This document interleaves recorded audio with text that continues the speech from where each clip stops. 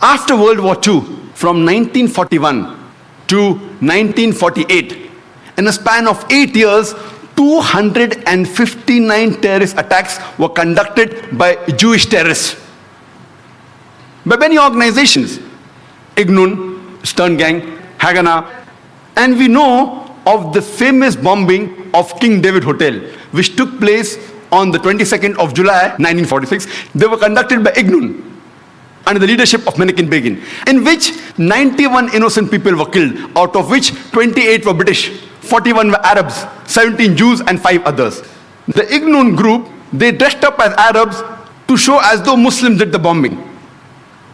And the person responsible was Naik. And it was the biggest terrorist attack against the history of British Mandate, in which 91 people were killed.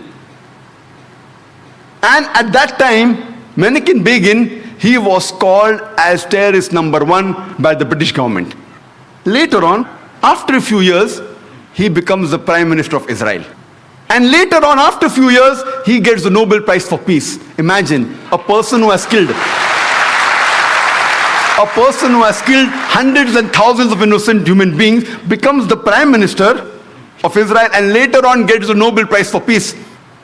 And most of the groups that were fighting, like Stern Gang, Ignun, Haganah, all of these Jewish groups and the leaders like Yitzhak Rabin, Menachem Begin, Ariel Sharon, later on became prime ministers and high-holding ranks in the state of Israel.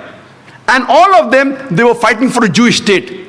If you see the world map, before 1945, Israel did not exist.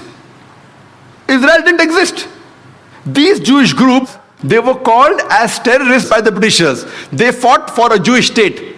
Later on, with power, they grabbed the land and they kicked the Palestinians out. And now these same people are calling the same Palestinians who are fighting for a more just cause, for getting the land back. And they are labeled today as terrorists by the Israelis.